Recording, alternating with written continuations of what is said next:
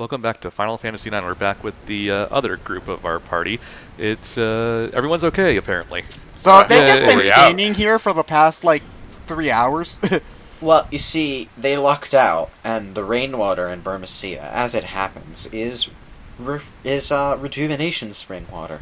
So, they just healed within a couple minutes.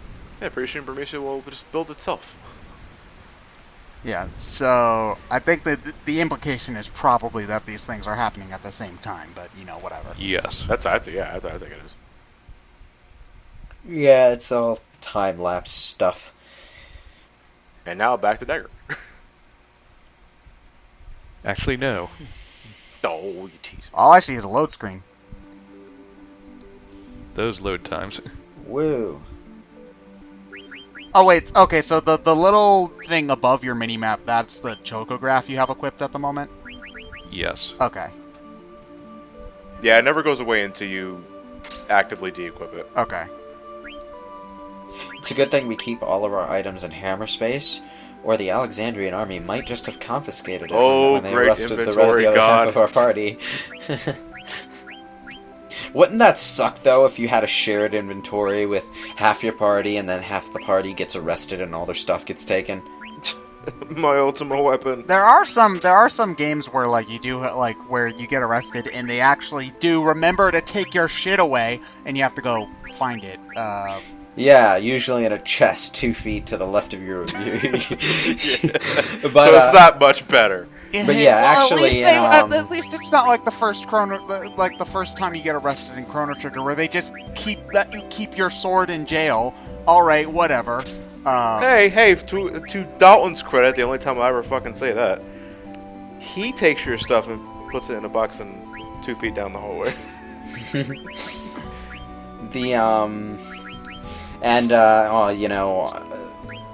Let me think. What games don't do that? Well, the Elder Scrolls games take all your shit when you get arrested, but that's actually a gameplay mechanic where if you commit crimes, you get arrested and thrown in a dungeon. Well, not necessarily an RPG, but every time Link was caught in the Gerudo Fortress, they never took his stuff. Oh, The Witcher 2, actually. You get arrested really early in that game, and there's this whole stealth section where you're just in your shirt, and the only weapons you can find are, clubs and stuff that are laying around. Katusha. How many playable? Final Fantasy IX has a 4-person party, right? Yes. Yes. Okay. 7 and 8 had 3, was it? Yes. Okay. All right. Was 4 had 5, 5 had 4, 6 had 4, 7 had 3, 8 had 3. They were shrinking for a bit, and then they realized, let's bring it back up to 4. And then 10 brought it back down to 3. What do you guys like best for this kind of thing? 4. 4? Yeah, four easiest to gives you enough complexity to have stuff going on, but it's easy enough to manage. Okay. Well, I noticed that they moved down to 3 party members when they started giving you the ability to fully customize what every party member can do at all times. For Final Fantasy 7 and 8, I honestly wouldn't be surprised if it was also a processing power kind of thing, because it's more models on screen. Yeah, it might be. Final Fantasy 12 is the odd duck, because technically you can have 4 party members, but the 4th slot is always reserved for a guest party member, so if you don't have one of those, you're stuck with 3.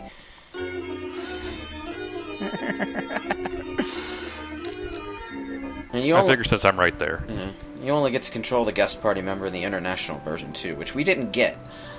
Again, what is with these international versions being not... Why would you have a spot... international? Why would you have a spot reserved for a guest and just not have someone with you at all times? It's a plot-based thing. You know what that reminds me of? I've never played this, but the actual Final Fantasy 2, where you had 3 party members in your team for most of the game, and then the 4th one just kind of shuffled around all over the place. Apparently enough party members joined your team and then died in that game that for the PlayStation Portable remake, that there was an extra dungeon with all the dead party members from that game.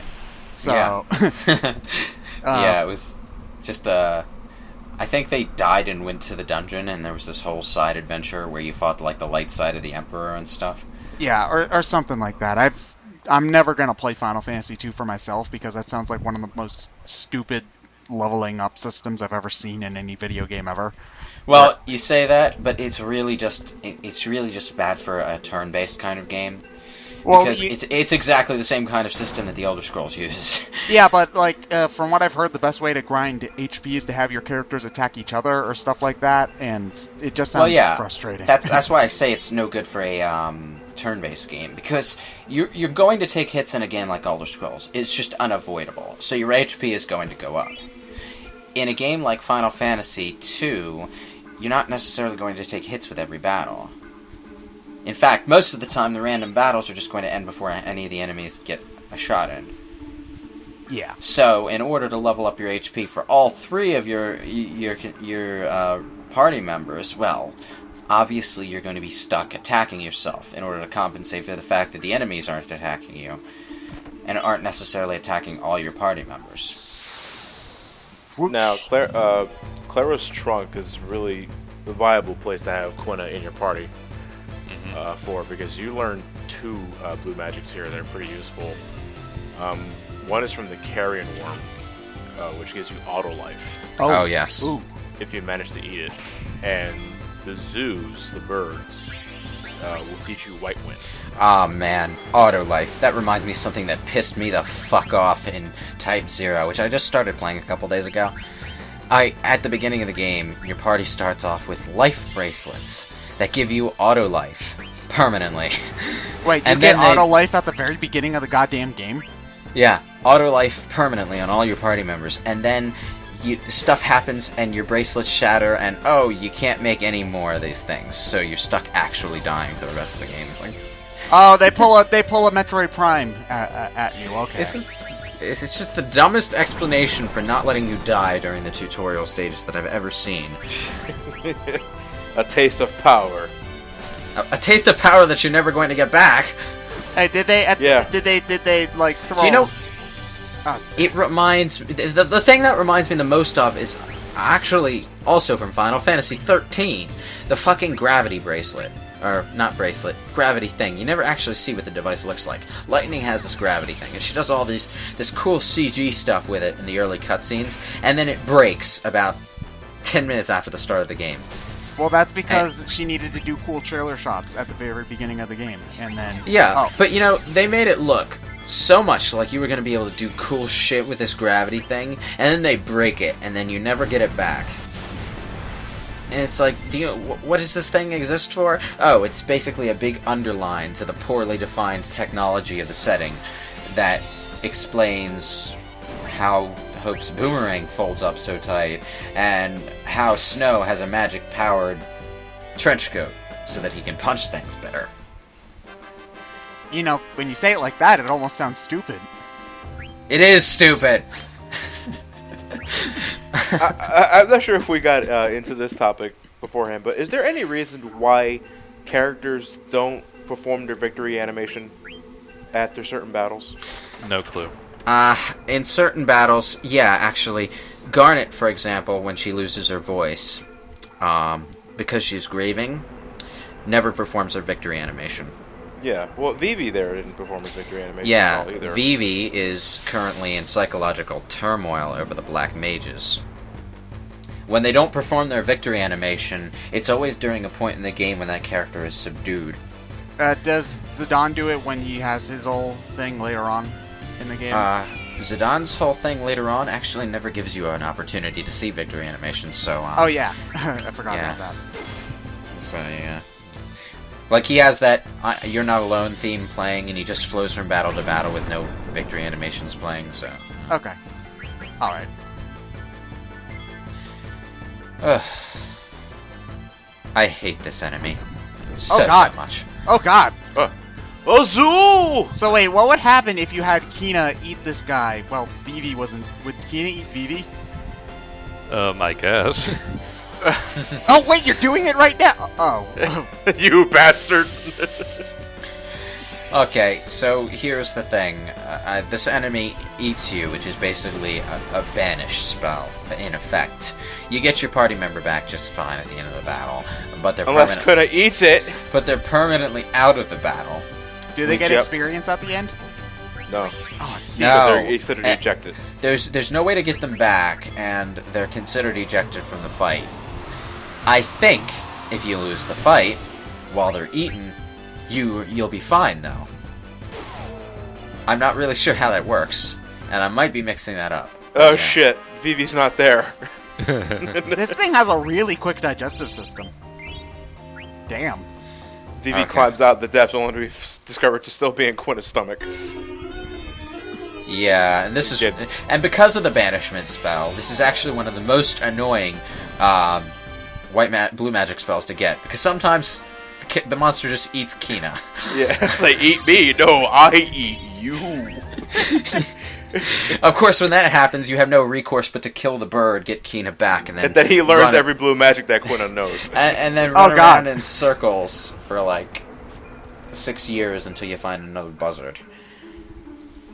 Is that this game's Garuda? No. Well, there is a Garuda-friendly creature in this game. Well, I mean, is the big bird this game's Garuda? Because it's hard to tell. Garuda is one of those monsters in Final Fantasy whose design changes most drastically from game to game. Well, it's based off of a mythological thing, so... Yeah, I know. But usually Garuda is just a really big bird enemy. They never really did anything with Garuda as a mythological creature until Final Fantasy XIV. Where, for some reason, Garuda is one of the primals, and I don't really understand that design choice, because Garuda was never a summon, I don't think.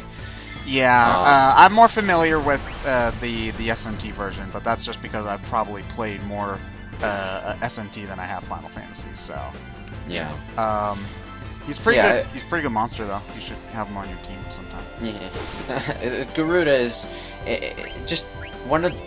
It's one of the more iconic monster choices in Final Fantasy, but it doesn't really have a standardized design between games, like, say, the Bomb or Behemoth, or a Behemoth, or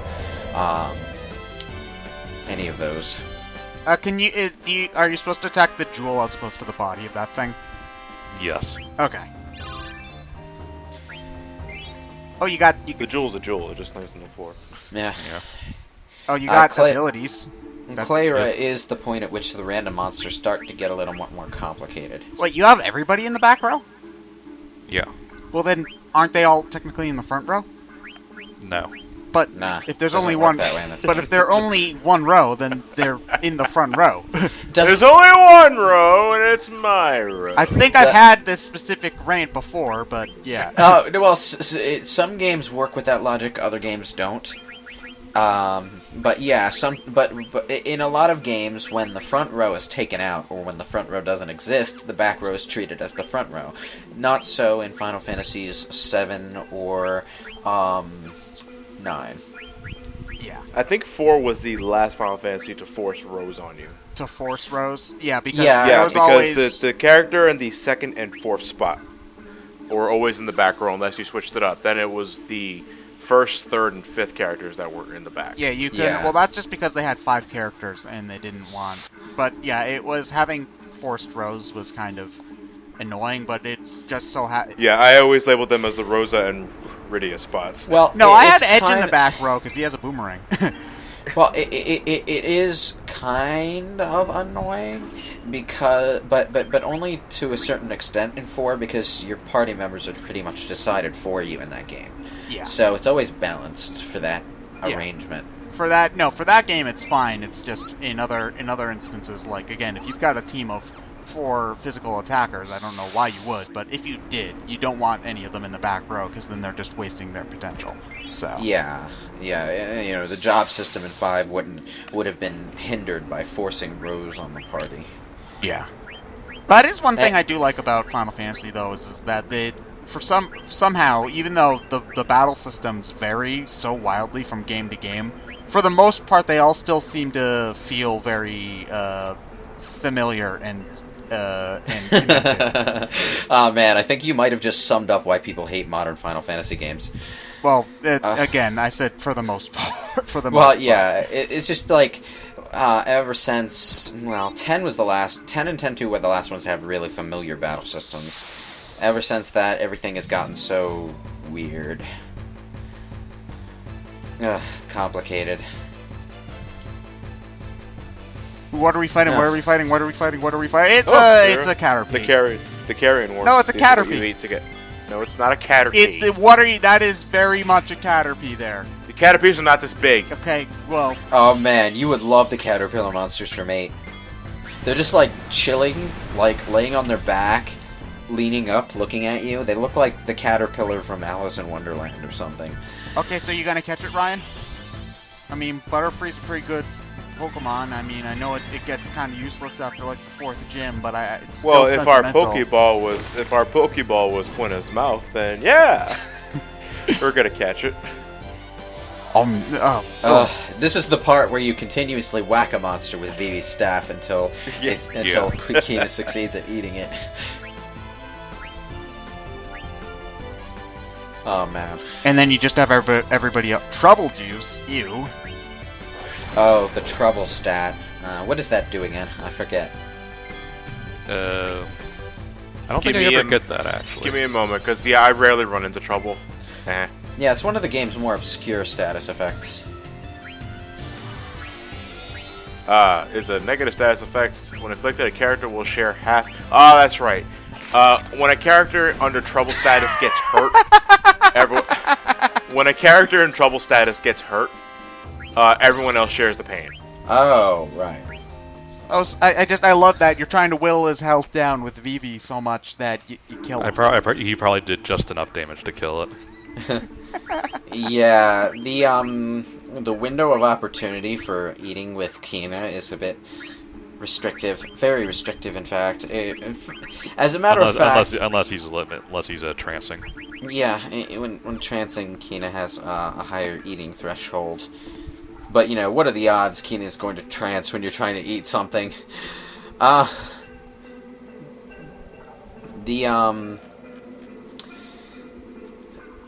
was gonna say something about like what the percentage was, but I couldn't remember what it is, and I still can't remember. So, are you going for all the... next week? Are we going for all the blue magic, Ryan?